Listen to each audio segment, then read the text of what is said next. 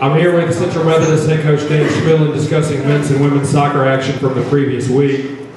Each soccer team took on Park, Bethany, and Baker, and the men's soccer team most nobly scored a 2-1 victory at Baker on Sunday, who's the defending Heart of America Athletic Conference champion and started the 2012 season ranked number 2 in the nation. Talk a little bit about that win and some of the wins by your other teams during the previous week.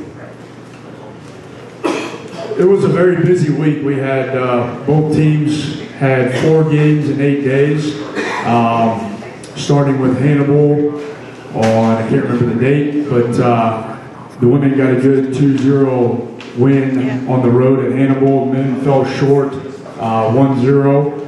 And then Park was definitely a tough matchup for our women. They came in, I got to give Park a lot of credit. They came in and we made 2 big mistakes in the first half and found ourselves down 2-0 and just a mountain to climb. Men played a pretty complete game, had a lot of chances, but fell short, lost 3-2. And then both teams really dominated Bethany. And then Baker, both teams played very well. Women got the loss 2-1 in a really tight, hard-fought game. And the men got a big win. Definitely well-deserved. We really controlled the game from start to finish. First 20 minutes, Baker kind of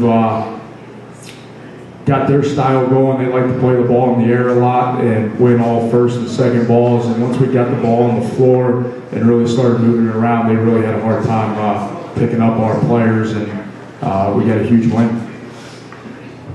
First, looking at the women's game against Baker, Central Methodist trailed 2-0 with about 5 minutes to go before Jordy Retzloff scored the Eagles' first goal of the game to cut the deficit in half. How do you think that lifted your team? And talk about the momentum swing that gave your team as you came into the final 5 minutes trying to progress offensively.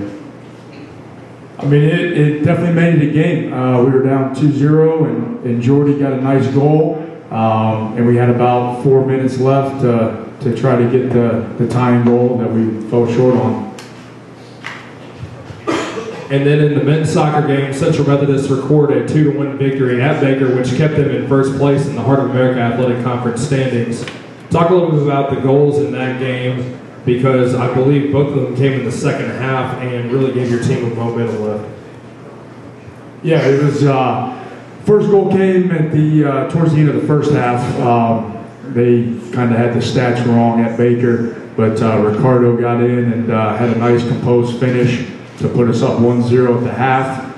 And then in the second half, we scored off of a corner from Kendall Campbell, and we were up 2-0 and really had to fight them off. We still had 2 shots that hit off the post, so it could have easily been 4-1. We had 18-7 on shots against them, and really, played well. We had to fight them off.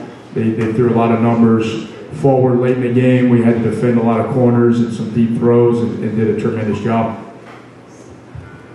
On the men's side, for his efforts last week, Erwin Sanchez Jr. led the team with 2 goals and was named the Heart of America Athletic Conference Men's Soccer Offensive Player of the Week. Talk a little bit about his play and the rest of your offensive players that were able to give your team 2 victories last week. Erwin he had a huge week. He had 2 nice goals against Bethany, had a ton of chances against Park. Unfortunately, couldn't score.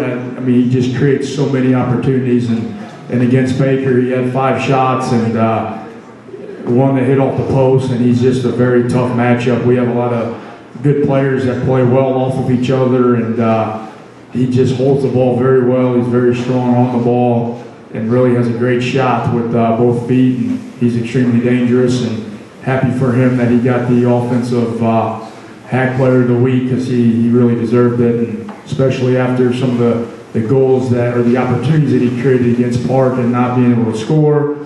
Came back well against Bethany, and then again against Baker, getting 5 shots. I'm not sure how many on goal, maybe 3. So just very dangerous this past week. Both of Central Methodist soccer teams will take on Benedictine on Saturday at Benedictine. First, we'll preview the women's game. What have you seen from them on film, and how do you evaluate the matchup of your team versus their squad?